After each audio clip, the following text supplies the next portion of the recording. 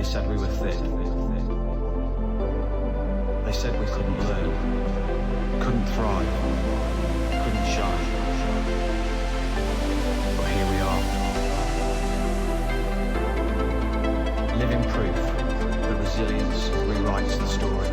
There are no labels. There are no limits. This is Thick No More, where voices rise, stories connect, and stigma ends. Hey everyone, welcome back to Thick No More. This is a podcast where we openly talk about what it means to grow up feeling different and finally realize actually you were never broken in the first place. I'm really excited about today's guest. First of all, we're doing this on video, so that's a bit scary for me. I literally met John day before yesterday and we just kind of hit it off like that. So I'll probably refer to him as mate and friend, but genuinely, he's just someone that I've come across in the mire and we've just seemed to have this amazing connection. So John is the founder of NeuroSpicy and the author of a brand new book called NeuroSpicy. It's kind of, if I had to describe it, it's raw, messy, but brutally honest. And I think it's probably going to change the way you think about ADHD, dyslexia and life itself. John has lived, bearing in mind I told you I only met him a couple of days ago and we had like a 30-minute chat. In my opinion, he's lived a life of chaos, humor, heartbreak, redemption. I'm really looking forward to digging into this. It's going to be brilliant. John, my friend, welcome to Thick No More, mate. It's great to have you on. Thank you. And I'm proud to announce you're the first on the video. This is the first podcast. So for the book, went live only yesterday. So very exciting for both of us. Yeah, well, what we'll do at the end as well, I'm going to give people the opportunity to get your book. So I'm going to put all the links on there. So anyone's interested in this, I mean, honestly, I've got quite a bit into it, and it's absolutely brilliant. Like I say, that's why I kind of said raw and messy. It's really like that's what this is going to be. I think this video, I'm not going to edit this. I am going to leave it as it is. So whatever happens, happens. If we make mistakes, we make mistakes. We'll both learn as we go along. We're human, buddy. We're human. No, for sure. So first question, everyone gets asked this, right? Picture the scene, my friend. You walk through a door flings open. As soon as you walk through any door, a theme tune starts. What's your song that's in your head, mate? What are you thinking of? I'm a James Taylor, Rodriguez, Bob Marley, Billy Joel. But this song's completely nothing like that. And probably my daughter would say, how in the hell you mentioned this? But it's Miley Cyrus, Flowers. And the reason why, it's a great tune, but it's sort of because I went through that divorce and I spent a lot of time on my own. It was a really difficult thing to grasp being on your own, but then how cool it can be really sometimes, you know, that you get to do things in your own space and your own time. So that's sort of my theme song. So, I'm probably a bit old to be saying Miley Cyrus, but that's it. Flowers. Brilliant. Love it. Great tune. And, it's probably a guilty pleasure for me, Miley Cyrus. She's just brought a song out. I love Fleetwood Mac. Show my age now, but she's just brought a song out with Mick Fleetwood and Lindsey Buckingham. Oh, wow. And if you like Fleetwood Mac, listen to that because you've got that Miley Cyrus really distinctive voice, but you can tell it's the Fleetwood Mac behind the back of it. And she's also really a bad good, girl. really good. She's been naughty in her life, so she's young, so I like her. Yeah. Haven't we all, mate? Haven't we all? All right, so I'm going to pull out. I'm going to go all over the place for this. Normally, I kind of like go back and then we'll talk about it. But I really want to kind of like dig into what my brain's thinking, and whatever you chuck at me, then that's what go with this. But I want to talk about like a bit that I've picked out, and you mentioned this when we spoke the other day, and I've kind of like tapped into it a bit, and I kind of described it as a breaking point. So you just touched on it there with your music choice. So you're sitting alone in a borrowed car, marriage over, 33 years, job gone, home gone. Now that for me, that's just, I can't even imagine. Like, what's going on at your mind at that point, my friend? I mean. Oh, just, how could you be such a loser? Like, how could you be, how could you have given it all away? And why would you be so reckless to be put into this situation. And I think that some of the things that we're going to talk about in this is because failure had been such a part of my life, I was actually really comfortable with failure, but I didn't realize it was going to ripple through all of my life so sincerely, succinctly. And I was pretty close, and I'm a really strong person, and I've dealt with a lot of trauma from a young age right through, and obviously with my wife leaving me was massively traumatic. And I must say that I had thought about, ending things and, jumping in front of a tram. I was probably too strong to do that and didn't want to, but I now know how that feeling of desperation and despair can get you there. And that's where I was. And so I guess I had to do two things. I'd either turn into my shell and become very hollow and self-absorbing and, oh, look at the world's done to me, or I got up and I started fighting. And that's what I did. And I just fought as hard as I possibly could. I didn't want to get out of bed some days, but you just had to force yourself. And then I got into a routine of really self-care. I got into a routine of looking after my diet. But, you go from a family life to being on your own. You've got to do your own washing, your own cooking. You're cooking for yourself. You're cleaning. It was really very difficult situation. And so I just started with the little things, and I just started making my bed, doing my washing, making sure I put the dishes away, made my environment really comfortable and friendly for myself, started doing meditation, going to the gym every day, regardless of whether I felt like it or not. So it wasn't motivation, it was just discipline. And I just started being really disciplined. And that was sort of the trigger It's into. yeah. Something I've really picked up on, like, and it's only when you speak to other neurodivergents, and we're going to talk about your ADHD in a second, but Yeah. the one thing that's really, really apparent, right, over all of these episodes, and we've had dyslexics, epileptics, ADHDers, people with Yeah. trauma. We've had that. There seems to be a defining moment, a point where they've literally brick wall crash. Yeah. And I think that's for some people, particular, and we're really resilient. That's one thing about neurodivergence. We have to be, right? Yeah. But obviously that for you was the real flick of the switch, and you thought, well, this is either going to go one way or the other. And Yeah. that's testament to you at the end of the day, my friend, the fact that you've turned your life around like that, Well, I remember saying in the book, this is either going to make me stronger or, a hollow person. And I didn't wish to be here, but I just fought. And that fighting became then a journey of self-understanding. And so I went to all the counselors, I did all the stuff. I got diagnosed with ADHD, 6 months later. But the thing is that none of it was helping. It was not solving the problems. It was just giving the information back. So I did a lot of research.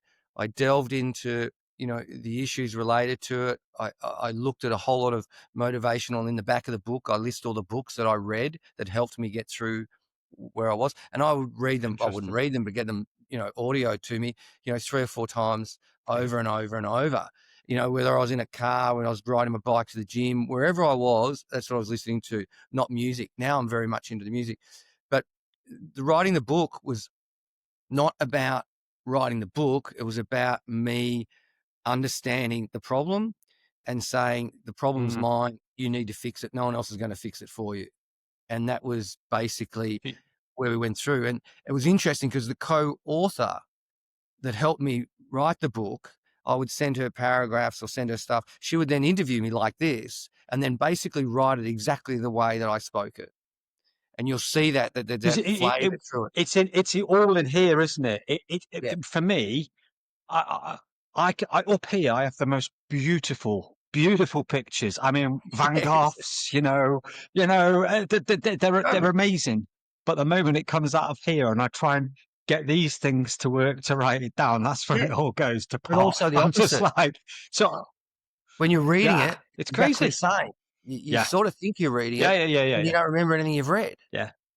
So no. I mentioned to you the other day about like when I type emails, like the greatest thing for me, like you mentioned the lady helping you. The greatest thing for me is I have a sanity check on my emails now. Yes, it's AI, Yeah, but it perfect. sanity checks what I'm sending. And the reason that's good is because people used to say to me, are you really annoyed with me? And I'm like, no. Yeah, yeah, yeah, Well, yeah. that email you sent sounded really angry. And I'm like, Yeah. it wasn't. I mean, I'm not stomping on the keyboard when I'm typing. It just doesn't come out right. And it's funny No, no. because it's all locked up there. And so you were like, what? Did you say 56 when you were diagnosed with Yeah, about ADHD? Was it 56. 56 Yeah. or? And I probably always knew I was diagnosed as a very young child for being dyslexic, and that was, all it was putting a label on it. Didn't really do anything. There was nothing changed in the system. They just Nah. put you into, you're either in A class or G class, and I was in the Gs, and it just slowed everything down. They didn't teach you any different way. There was no, you still had to do the A-E-I-O-U. You still had to learn by phonics. It was all the same stuff. So you were labeled. But getting labeled, I remember going to the psychiatrist, and it took 6 months. And I just remember feeling, I needed to see you 6 months ago. By the time I got to him, Yeah. I was like 200 times better than what I was. And he said, we're going to do all That's these tests. interesting. We're going to do all this sort of stuff. And I said, mate, you don't have to do any tests. I'll just tell you my story. So I sat there for 15 minutes. Mm. He just said, you are so ADD. I don't have to do the tests on you. You're the most ADD person I've met. I just said, We don't need okay. that. I'm We like don't need going, to do oh, that. that's a great $600 I've just spent, you know. It's but It's as you said crazy. though, 6 months. I mean, did it Months. did it when you finally realised when he said them words to you? I mean, you'd had 6 months to kind of think about it anyway. But was it? We get a lot of people listening, a lot of parents with young children or young adults which have been diagnosed, and they kind of reach out after them and go, "Oh, we've been diagnosed. We don't know." How did it make you feel when you finally Look, knew? Was it I guess relief I was or sort of look, to a degree, it's a little bit writing the book.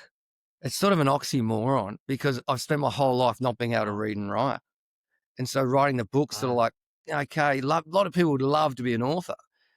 I'm really not overly excited about being an author. I'm excited about the message in the book and if I can help others. Mm. So it was a little bit like that. It was sort of like it wasn't a relief to me. It wasn't a relief. It was just a step in the next direction of me solving some of the problems that I needed to solve to recognize that I need to do it. And I went on to the Ritalin, and I've no longer on Ritalin regularly. I find that Yeah. meditation and the gym are just as good for me. But sometimes when I've got like a big week ahead of me, I might start taking a little bit of it. But I was diagnosed, I was meant to be on 2 tablets. I found I couldn't take 1 tablet after 3 o'clock, otherwise I couldn't sleep. I've gone back to 1 tablet, Okay. and I spoke to the psychiatrist about it, and he said, that's fine. Better to self-regulate it than just do it and just take it. I've got mates that are on it and they just Yeah. pop them willy-nilly. And so I'm now very much more of the line of saying, if I can meditate and go to the gym and I can have that time, that quality time, and eat well, then I'm so much better as a person. So if I don't do that, then I find myself going back into old ways and old patterns. And so I think that's one of the things that I've really learned is doing really basic things and getting them as part of your daily routine that you don't have to think about them, because ADD people and dyslexic people are not very good at continually doing the same stuff over and over. And so we go off Boredom. on these tangents and we've got all this amazing stuff happening and we do this and then we're halfway through digging that hole and we go over here and we want to do something else, or we're off to the hardware and we forget what we're going to have to do, and we're at the chemist and we don't even know why we're at the chemist. And so what I found is that if I just do these things So every, true. it's So true. crazy. And, and the people around us, that's one of the things that I want to talk about. But that discipline of doing these things regularly, or at least 5 times a week, are really important. And especially when you don't want to do it. That's when Yeah. it's really important to do it. They're the winning Yeah. days. Yeah. And so Yeah. I so agree when, with you. I mean, I'm recording this in my gym, right? So my yeah, podcast room is my gym. I've got some photos in the background of things that are yeah, important to me, and my focus point. And you're dead right. There are days I get up and I think it's the whole digging day, right? I've started it and I'm like, nah, I'll yeah, just leave that. That can wait another day. So I come down here and I'm like, don't really want to do this. But it's having that little thing when you realize when you've completed it, I'm not saying it makes you feel better, but it just makes me feel a bit more. I feel like I can concentrate for the rest of the day. Then it's just given me Yep. that focus of I've completed that task. Yep. Well done, you. You know, you Yeah, haven't you and haven't left it it's till the same tomorrow. thing as Or it's the same thing as, I heard this army guy speaking, he said, doing the little things like making your bed. So when you get back at the end of the day, you can say, "Look, I achieved that."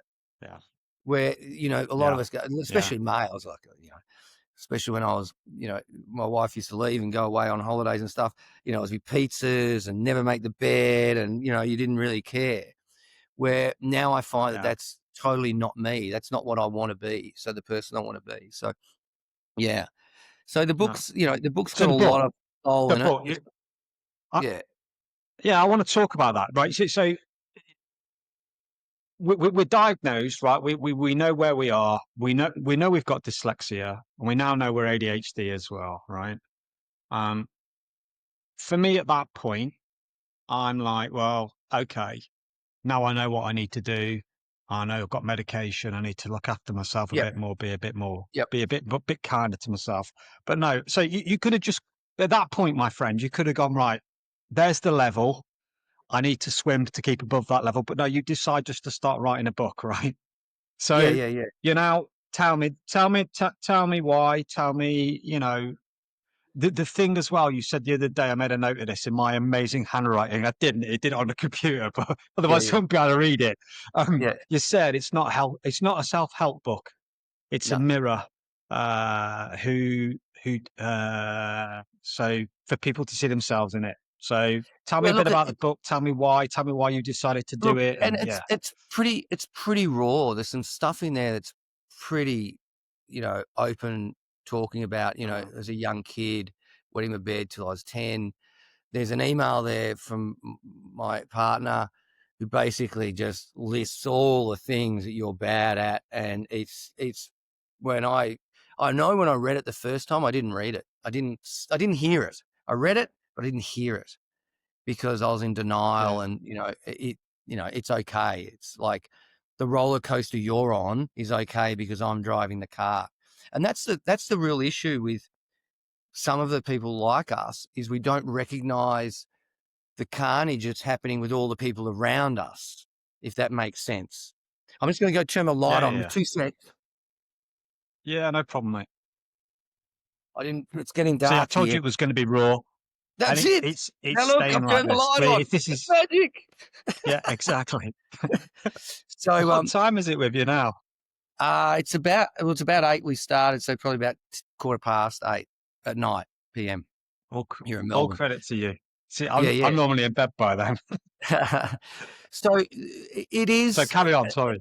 No, that's fine. So that rawness means you really have to be honest. And to be honest, you have to face yourself with all the shit that you're no good at. Now, I've been very Yeah, successful. I've had enormous amount of success, but I've also had enormous amount of failures. And that is very difficult. If I sold one of my businesses to a bank and was a senior executive at the bank and hated every minute of it. But if I'd have stayed in that position, I would have had a normal, comfortable life, and today would have been completely different to what it has been. But I also wouldn't have written this that's book. not us, right? No, it's Well, not that's us. that's not you. That's not us. That's not a No, neurodivergent. No. I know. But Mm. sometimes I wish I was that person. But at the same time, Yeah, is that we're lucky that we have this, and I do see it as a superpower, but it's also very, very dangerous superpower. So yeah, it's yeah, something that needs to be managed and it needs to be understood. And so people need to do education about it. The parents, the boyfriends, the girlfriends, the husbands, the wives, the kids, to understand it is also important because that's part of the journey. And there is some amazing stuff that happens, and there are amazing people out there. But for every one person that we know of that's very successful, there's hundreds of thousands that you don't see. And we're struggling every day, going to work every day. Like going to school for me was an absolute nightmare every day. So every day I knew I was going to an environment that I was going to fail. Every day I knew that I was going to be called a name. Every day I knew the teachers were going to say something stupid to me that was demoralizing. Then I'd get home The school reports would be there. It was just a never-ending fail cycle, and that You, becomes you, you as a character, I mean, we were a similar age bracket, right? And I know that, which is the whole reason this is called Thick No More. Those words, like those teachers now, they're long gone, right? They're long gone. But they probably at the time thought they were saying them as a motivational tactic to try and drive me and drive you to do the yeah, right thing. But they don't realize the impact that it has on you as an individual. Even now, if I hear certain words, it's a trigger, and I'm like, "Oh, come on, not good." yeah. No, There look, you go, John. Yeah. yeah, I must have just paused, but yeah, look, look, I know one of the things you wanted to ask is, what would you say to them today? And the thing is that I don't know that there is anything you can say. I think that they were naive. I don't think that they were educated. Yeah. I think that the education No. system is its own worst enemy. And the fact is, you've Yeah. got a system built by educators that then have people go back into the system that are doing the same thing that those educators were doing, from the very, very onset. And so they're not really expanding on anything they're doing. They're not like building software and expanding it and doing all these amazing things. They're just doing the same stuff that they've been doing since inception. And I just don't understand Yeah. why they fight so much against the system. If you look at the stats, 30% of people basically come out of the education system illiterate. And I was one of them. Yeah. And so why Yeah. wouldn't you Same. then It's try it's and horrendous. It's horrendous. it No. makes And no you sense. you you said about being well, you said about a label. You used the word label Yeah, earlier. That's the other thing as well, is the fact that even when you do get diagnosed, like I had a parent reach out to me the other week saying she'd been given a leaflet, yeah. and she's like, "That's it. What do I do?" I'm like, even now, 2025, like, and I agree with you. They didn't know. Naivety. They didn't know what dyslexia was. There was no understanding of it. So yeah, And and you've got 30 you kids know, in your you're class, right. and these are Yeah. the kids that are just causing enormous disruption. Can't every time I try and get them to do something, yesterday you could spell the word, now you can't. Yesterday you could do it, now you can't. Like it must be also Mm. massively frustrating to them because they're trying to take It's got to everyone on be. this. I call it the train track.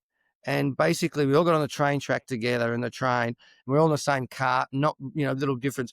And then eventually the train stopped at certain stations and I got off, but I never got really to get back on the train. It just the train kept going and I just Mm. got left behind. Yeah. And the more I got left behind, the more that train was gone and there was no catch up. But the train driver's the teacher and all they know is to go forward on the track. They can't vary off that track and they don't have the skills. Yeah. It's It's pretty nuts. much the same today. The brochure's different, Yeah, it is. right? And I've had 4 Yeah. kids Yeah. Yeah. go Yeah. through, It's but labeled it's not. pretty now. We have It, nice, pretty brochures. You're right, and but it there's doesn't. some There's nice not. literature in there. Yeah. But tell me how many hours. Like my son's becoming a teacher at the moment, and I speak to him and said, what have you done for diversity?" He said, "We haven't done anything. There's nothing being Nah, done." Now he may do I some don't know. course, but if he only does, let's say, a few units on it over a 4-year course or a 3-year Yeah. course, it's insignificant. Where they'll do all these units Yeah. on maths and science and English and whatever it may be. What they should be doing is a whole unit on diversification. And one of the things that I want to do as part of my next journey from the book is one is that I've got a section in there where people can write their own story and I'll publish the story for them, which then will give them the royalties Lovely. from the book. But the real thing that I want to do is I want to do a lateral thinking course for schools to basically teach them how to turn on the superpower, how to make that a real benefit to them at a young age. So they're taught how to actually use it. Now, if you look at that and you go, well, what's the benefit of that? If in the research that I've got, if 30% of CEOs of major corporations are dyslexic or ADD, most entrepreneurial people, I think it's up to 45 to 50% of entrepreneurial people are dyslexic or ADD. This is the real kicker. 50% of NASA's staff, this is NASA, this is the people at the top of sending people into outer space, are dyslexic. Why do they want these people? Because they think outside the box. So where's the course to teach them how to think outside the box? They're actually doing that under complete self-governance. Not one course, not 1 hour, not 1 minute. That's where I want to take this book and journey and get people's inputs I and think it's guidance brilliant. on how to do that. So really good idea, and I think anyone wants what, like I say, I'm going to put all the details at the end. I love the fact, and I'm definitely going to go on and write something. I think Yeah, it's brilliant, mate. And you're spot on with what you say. There's a massive gap.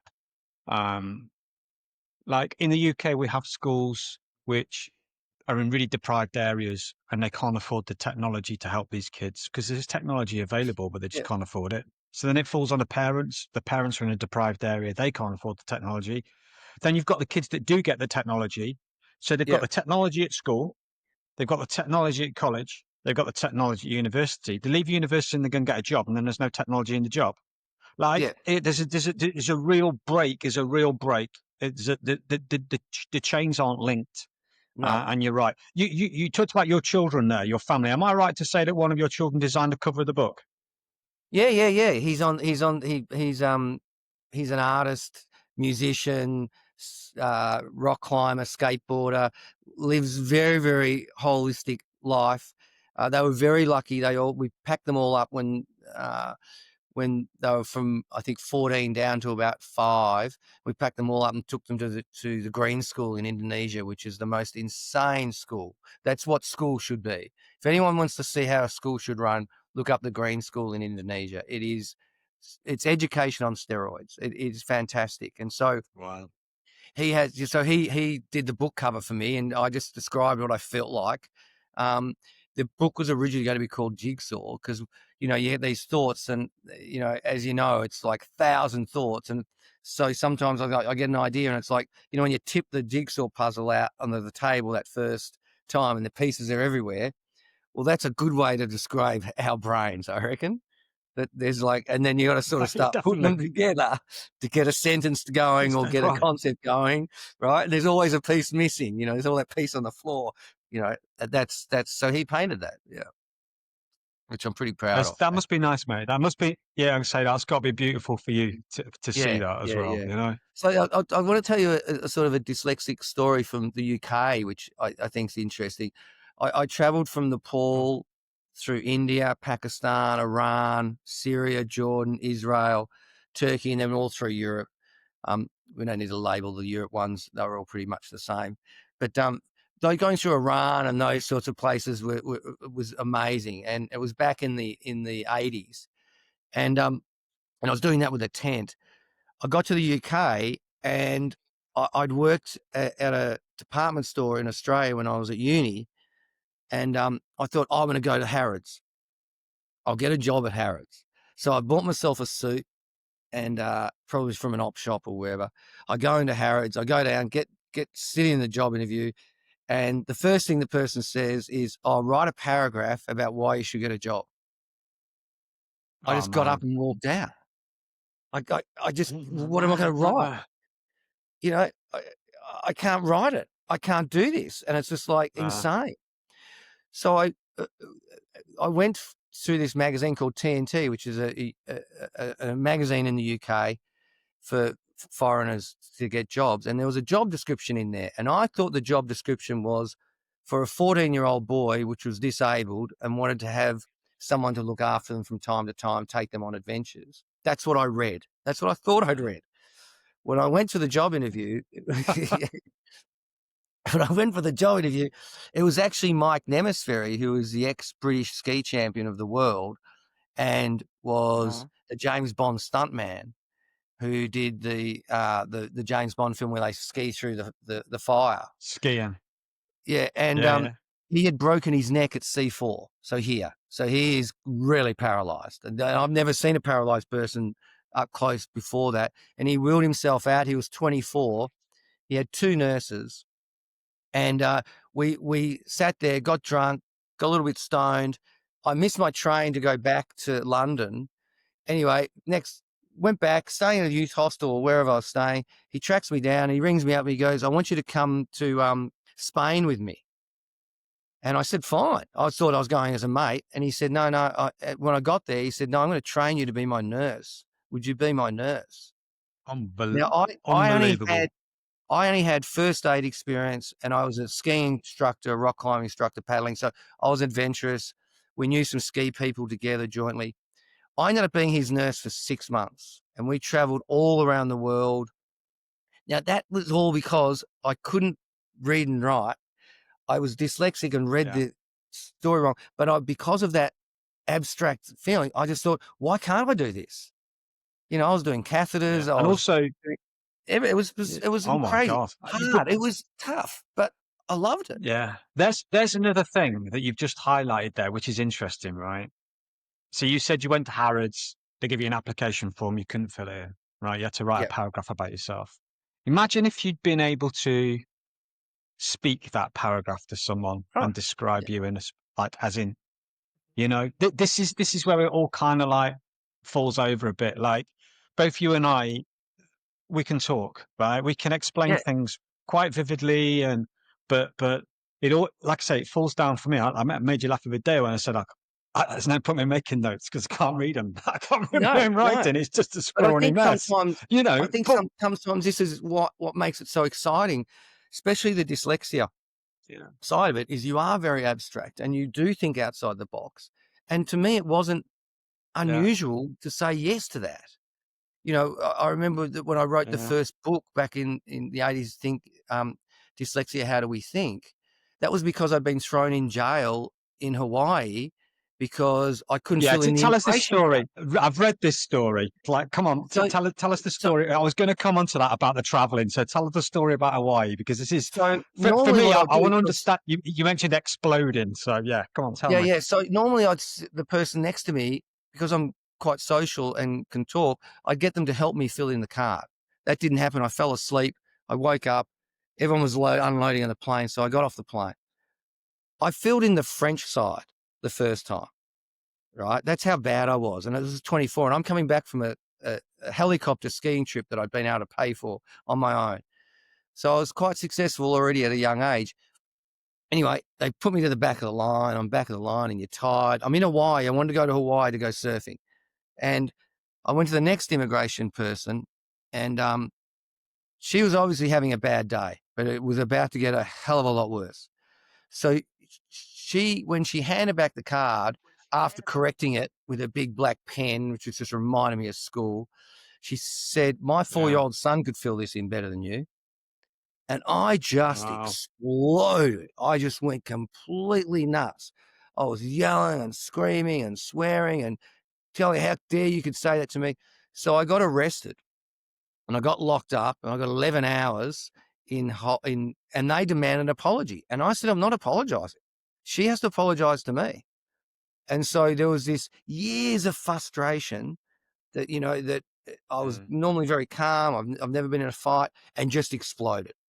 And when I got back yeah. to Australia, I met a lady who was doing some really lateral things with reading and writing. And I thought, I've got to be able to fix this problem. I can't be in that situation again. I've got to do something about this. If everyone else can learn to read and write, why can't I? I can do all these other things. So I sat down with this Yeah. lady and I said, "If you're going to teach me the same way that everyone else has done, forget about it." She said, "I want to ask you a couple of questions." And she said, "Tell me what it's like to ski. You're a good skier." And I said, "Yeah, yeah, yeah." So I told her how to ski. She said, "Oh, tell me what it's like to ski in a whiteout." So I described it. And she said, "Wow, that's pretty amazing. You can actually see through your feet and you can feel the bumps and, you know how you can ski, and you can hardly see." She said, "Okay, now describe hanging off a chairlift with one arm." I can't really. She said, "It's really simple. You learn by doing. So you have to cook the cake to learn how to cook the cake, and you can make 5 or 6 mistakes cooking the cake. But once you've learned to cook the cake, you don't need to read it. You'll learn it that way." I So we remember. learned to build a Was it like dictionary, kinesthetic learning, right? kinesthetic learning, but I know back then it was really early on. So we learned that. We did kinesthetic testing. I was allergic to lead pencil in a jar which I couldn't see, where you do the test where you put your arm out. Like, you're so affected by this Jeez. damage that you have as a student. this negative roller coaster. You don't realize that you're carrying that with you through life. And that's why I find a lot of people that are very successful don't want to admit that they're dyslexic, or in workplaces, they don't want to admit it Yeah. because they're labeled. Oh, you can't read and Nah. write? Yeah, they are. What the hell? Yeah. This is a simple task. I listen. I told you the other day. I told you the other day, and I've told people on this podcast. There's a guy who listens to this podcast every week, and he's in work. He's probably in work right now, and he's dyslexic, and he's too scared to say to his manager, "I'm dyslexic." He said, "Because I think I'll lose my job." He said, "And if I lose my job, how am I going to get another job?" You're so right. Everything you say is so right, and Yeah, but the thing it is, and maybe he's not the right person to tell, but maybe there's someone else in the organization to tell. Maybe it's, you need to get other tools around you so you don't have it with ChatGPT and all the stuff you do. Use all those yeah. shortcuts as much as you possibly can. But then what happened was I was disappointed about writing the book. And I took the book to a very, very famous entrepreneur here in Australia, one of the wealthiest people in Victoria. I won't mention his name, but he I got an opportunity to pitch him the book, but I wanted to turn the book into an animation film to give to schools.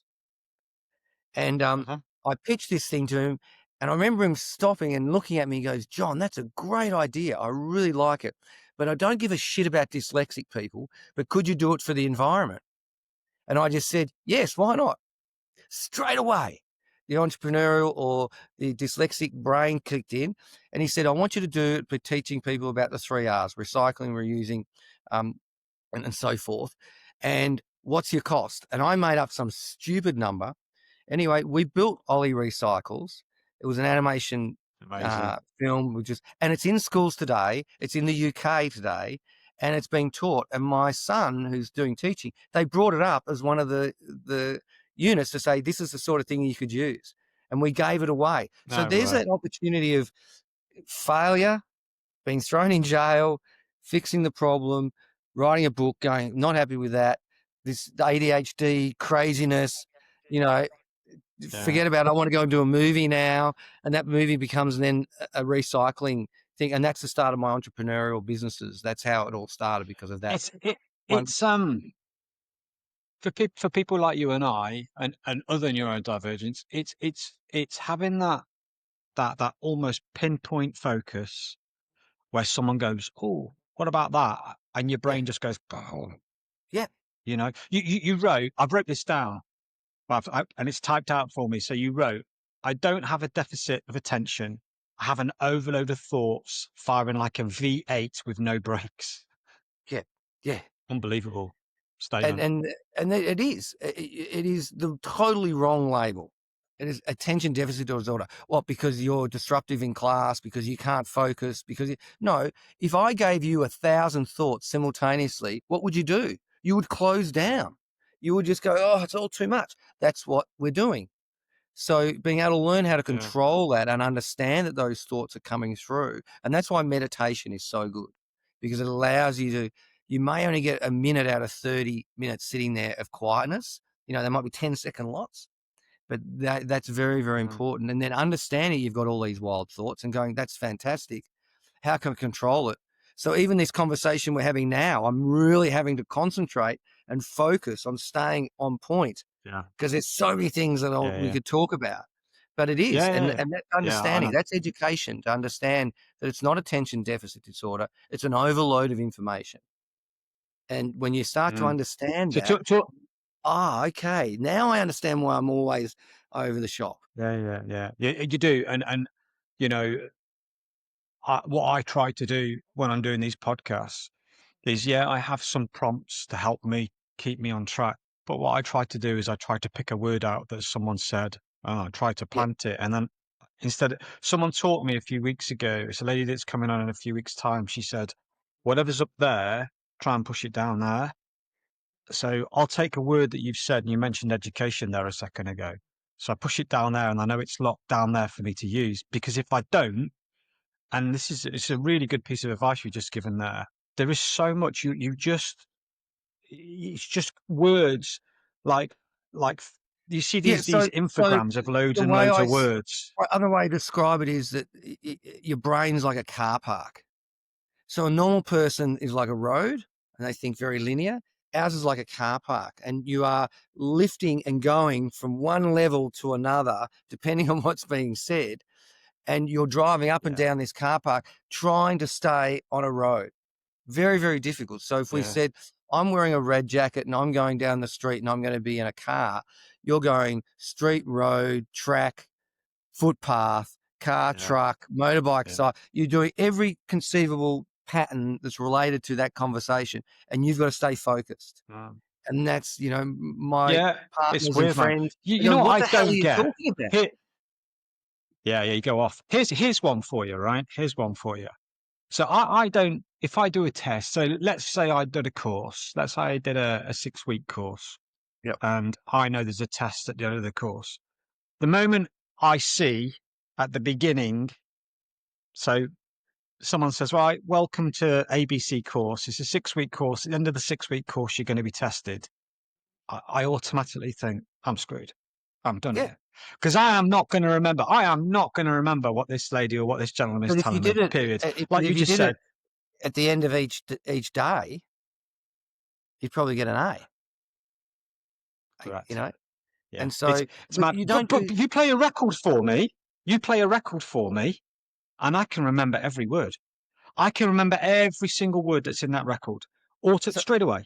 Now, so if we I take don't know life, what that is. I don't know why that is. yeah, right. But if we take life and you take the education system, the education system doesn't train you anything that you do in life. There's nothing. You don't necessarily stop an alarm and have lunch. You don't Yeah. sit there and have a time load on you to do exams, to do a business report. You might have a window, but you've got a lot of time, and it's not. Well, if you don't get to this point, you're a failure. It's just crazy. Yeah. Nothing mirrors Yeah. what you then go. As soon as you walk out of that university or this education system, it's all completely different, and so you're never trained. Yeah, it is, man. It's a bit like the Yeah. thing I used to remember when having the children. We would spend, 6 months training on the birth, which is very, very important. And I understand it's very stressful, but there was not 1 minute of training after the baby was born. You just sort of packed up, left the hospital, and you go, what the hell am I going to do with this thing now? I, Like the yeah, training was see ya. just, it's like, okay, give us a few hours on that bit, which is very important. But what about, when we get home, and how do we then get the damn thing to sleep? And how do we train? It was, that's what life's like. Yes, man. So tell me. I want to talk a bit about. I've got so much I want to say to you. Honestly, probably going to need about 20 podcasts to get through all I this. think But so. Well, I'd love so to. Yeah. yes, And have other people yeah. on to talk to us. Tell me about, like, because I'm really interested on your thoughts on school. I know what mine are, right? But in a nutshell, if you can, if you could redesign schools, if you could go in and go, right. I mean, you've just come up with a really valid point about being tested at the end of each day. I mean, that for me, I was like, bloody hell, you Yeah. just. I would have done so well at school if I'd have been tested every day. So if you could redesign something from scratch up, like if you could go into a school now or a uni and go, right, we need to try and you've got some hiders in there. There's some neurodivergence. There's some kids that are using tech or whatever it might be. What would you do different? What are your thoughts on it? Well, the first thing is that the education system needs to reflect society. So the first thing we need to do is that everything should be based around community. The next thing, it should be based around social impact, the environment, and business. Now, business doesn't mean it has to be a Yeah. business, but business can be cooking. At home, that's a business. So you train yourself to be the CEO of your life, not the CEO of school and class. Now, that's not going to fit everyone, but the majority of people, you still do it. Also, change all the names of all the subjects so they actually reflect real world learning. So and Interesting. break everything down into very, very small compartments. So you're not doing Yeah. maths all year. You're doing this little project, and then you're doing this little project, which is all still the same stuff, but it breaks it down into very bite-sized pieces. You don't climb Everest and go, I'm going to get to the top. It's 3 days before you get to base camp. It's a whole process, right, to get to that end result. And you don't Stages. always get to the top, but Yeah. that doesn't matter. It's the journey. It's like the book. I may never have finished it, Okay. And that was not the end goal anyway. It was about the learning. And I would do that. Mm. The next thing is that it has to be individualized. And this is where it becomes very, very difficult. And this was something that we did with one of my sons. He was struggling socially in class. He was fine with everything, lovely kid, but was just a bit shy and wouldn't Yeah. say anything in class. And we were living in Indonesia, Bali, and he was at the Green School. So he was at the best school that I've ever been to. And our kids have been to, all private schools, have, lots of experiences, public and private, at all the gamut. So I feel like I can say that the Green School was without a doubt the best, but it still was not suiting him. So what we did Yeah. was I said to the Green School, I want to pull him out and I want to set up a school specifically dedicated to him around surfing. Everything has to be related to surfing. So we did maths and surfing, science surfing, English, everything was surfing. So I hired a windsurfing instructor who was a teacher from from Victoria, who was a qualified teacher, but he was a surfer. And that's what they would do. So if you think about it, designing a surfboard, the shapes, the size, the dimensions, the environment, going to the beach, understanding waves, understanding how it worked. So they did this one thing. We started off with 2 kids. By the time we finished it, after a year, we had 6 kids in the class. Okay. Wow. And they would do things like, okay, how many paddle strokes would it take to get from this part of the beach to this part of the beach? And they had to physically work it out. And I came back into the villa one day and they're all just absolutely, so excited. And they're all wet. And I said, oh, what have you guys been doing? He said, oh, we've been testing our maths to see if we're right and how many paddle strokes it was. They'd physically gone and done it. But Yeah, I bet they remembered so much more. they were just so good. So when he went back into the education system, he was fine, but he was confident. So Yeah. of a morning, he would get up at 6 o'clock. He would go down to the beach and surf. And we had a surf coach that would video them and do interactive videos with them, teaching about health, fitness, their body, which is now really resonating with them. They come back 10 o'clock. They'd work from 10 till 2. That's it. And they'd have lunch at their desks. They'd be just doing their stuff. And so not a long class, none of all these breaks and stuff like that. Just get into it. And it was all very, very basic stuff, as in the way. And then after that, they'd go surfing and they'd have another surf coach. And they were fantastic. That's crazy. Now, we can do that. The education system thinks it can't. It can compartmentalize the education system into things that people want to do and learn and study.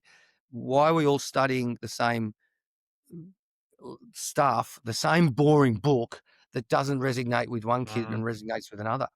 There could be 10 or 15 books. And that kind of touches on what I just said about how is it I can listen to music and remember all the lyrics. Probably because it's of interest to me. You just That's said right. about the surfing. You took the thing that he was interested in, put that as the main focus. So he's thinking, "Oh, I'm really learning about surfing here," but then added all the elements to that All you would there. normally learn in school, but made it about surfing.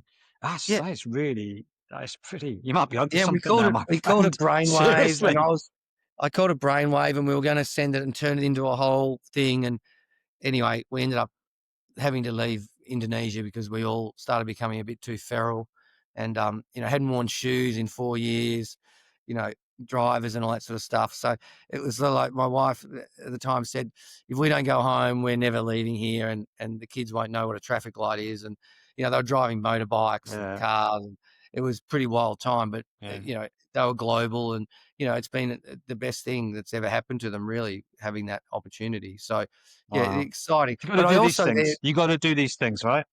But that leads us do into these things. one of the questions that I think you had about me taking them to jail. Yeah.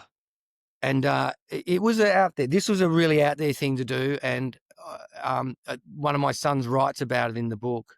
And after we talked about that surfing thing, and what happened was, because in Indonesia, it's okay, you can do whatever you want to do, but you just can't have drugs.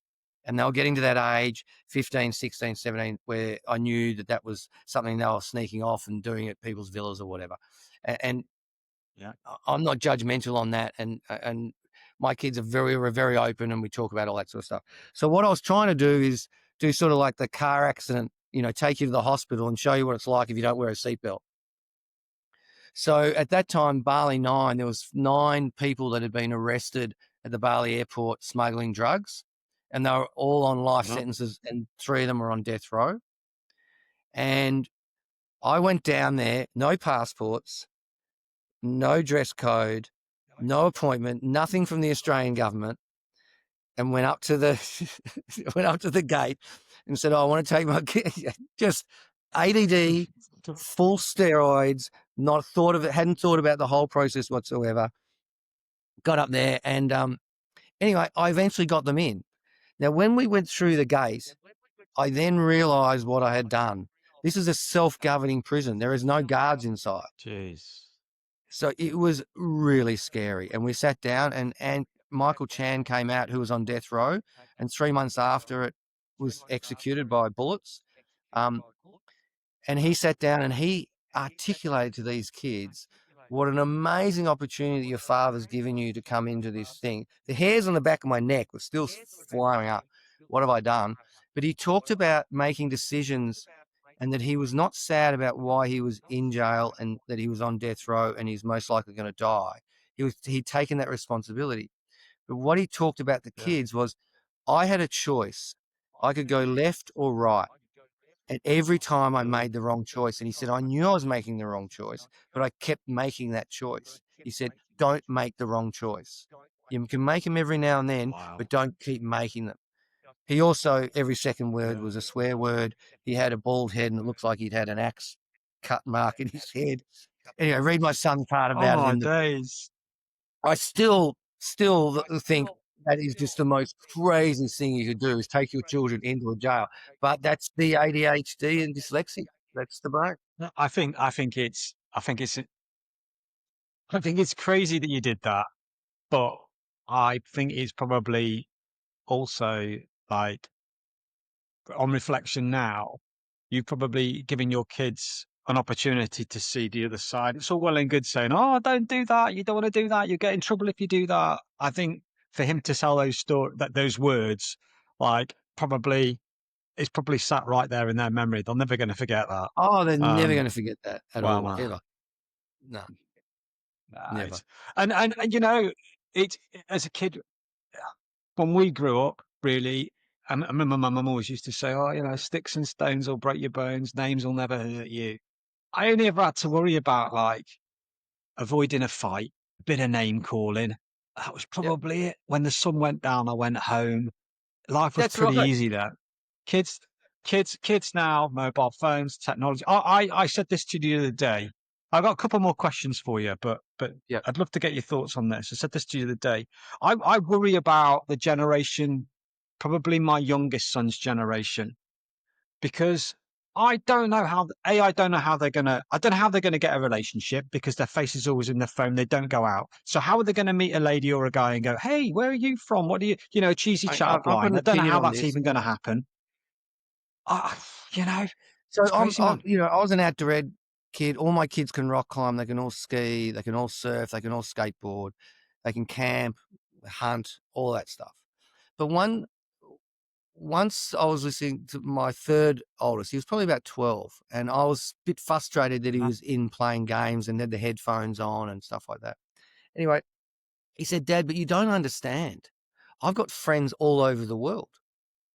And he explained it to me like this. He said, when you were younger, you used to go to the park and you played with your mates, okay? And you turned up at the park. He said, this is me turning up to the park, except I'm global. I have kids from all around the world. And he said, I know them. I know their personalities. I know their nicknames. We tease each other. You know, when one of them come into the country, they're going to come and visit me. And it really resonated with me that, one, I was old and I was out of touch. And two is, that's it. Yeah, They are fine. They're playing in a different world at a different pace. So they're actually meeting people. So now, like my daughter, we were up the coast. She goes, oh, I just want to check if my friends are here. She goes online and goes, oh, so-and-so's here. And then goes and rings her and goes, mm, well, we would never have been able to do that in our day. You would never, no, unless you actually no, physically knew they were there or you ran into them, you would never have known they were there. So you see that technology is actually playing a really, I think, a global playground for them. So I wouldn't be overly yeah. I nervous think about it it. also No, I'm not. I think it. We talked about school and we talked about the gaps and workplace, and like some of the stuff we talked about. I think is crazy, but technology, I think, if it's used in the right way, can really, really help. And Yeah, I'd like to see it. I'd like to see it put to its best uses. I really would, particularly with people like our community. yeah. You mentioned NASA. Imagine if a child in a class of 22 was dyslexic and ADHD like we are, and that was identified, and they were Oh, nurtured, and they were you given the yeah, same opportunities every other kid in that class. that You you'd know, have NASA bringing, you'd have what would NASA that kid go coming, on to achieve? hunting these kids down, right? And Yeah, that's yeah, part of that yeah, journey that absolutely. we've got to do. We've got to get this community to help build that lateral thinking game and put it into schools. And whether we can do it, whether it's, free or whatever it is, it doesn't matter. We've got to take control of it and basically deliver it, because the education system will not do it. Not because they don't want to do it, they just don't know how to do it, because they're not lateral, they're linear. And so you Yeah. can't expect them to do it. No, no, no, It's almost like you no. can't expect them to do it. They're never going to do it. So we have to do it on their behalf. There Uh, should be a lateral thinking university. something else. That's your next project, mate. After right, I've two more things. Two more got to things. sell one copy of the book Yeah, first. yeah. Well, okay, well there you go. There's the first thing then. So Yeah. I do get people reach out to me after the podcast, and anyone that comes on, I encourage them to be open. So, are you okay with the audience reaching out to you directly? How can they find the book? How can they get in Yeah, touch with yeah. you if Look, they want to we find more the about book. you? The book is and I've got it written down because my spelling's no good. It's NeuroSpicy, so it's NEURO SPICY .life. And Okay, you'll see some photos in there when I live with the Aboriginals, my son painting the painting. Um, some of the statistics we talk about here. There's a free section of the book if you don't want to buy the whole thing. The book I think retails for $29.99 Aussie, so it's almost free if you're paying in pound. Um, I'll give you a code, so it's ABC25, and that gives you a 15% discount. But yeah, and I think that in amazing. time I'd build a community. I don't necessarily want to do what you're doing, but I would love to be involved with your community and be coming in and out. But I don't see myself as a conduit like you, because everyone has their own roles and responsibilities in it. But I'm definitely a Really, keen supporter. We've met each other twice. This has been so much fun. I've really, you've allowed definitely. me to feel very positive and confident and inspired, and you've done that by asking these questions and us toing and froing. And I can't thank you enough, because I'm going on this journey, and No, it's no, nerve thank you. wracking. You put your soul out there. It's like a painting, and is anyone going to buy this thing? Yeah. Wow. So No, they yeah, will. I'm telling you, they will. It's brilliant. So I've got one more question for you, right? yeah. And I asked this to everybody, and everyone I've ever asked, I think I am so excited to how you're going to answer this question. So bearing in mind everything you've lived through, right, and what you've been through, what does thick no more mean to you? I think it has two meanings. I think it has superpower, and that you're like Superman and you need to find your superpower. But at the same time, it's also your kryptonite. So it can be Yeah, the best thing in the world. It can also be your enemy. You've got to learn how to balance that. And once you've learned to balance it, you become very, very powerful in whatever you're doing, no matter what it is. So it's both sides of that ledger, I find, and it's my role and responsibility now is to be balanced and still allow it to go transit. Like we've talked about education, we've talked about all these crazy stuff. But if I don't be balanced yeah, and get there, then the kryptonite comes in, and none of it's going to happen. yeah. Amazing. That's a really good way of describing it, actually. We've had some lovely statements, but I like that. And that's easy for a parent to kind of comprehend as well. Think Yeah. about Superman, think about how strong he is, but he also can be super weak. So great Yes. analogy. Listen, With John, with power thank you, my comes friend. responsibility. Yeah. Spider-Man, you see, now you're talking about it.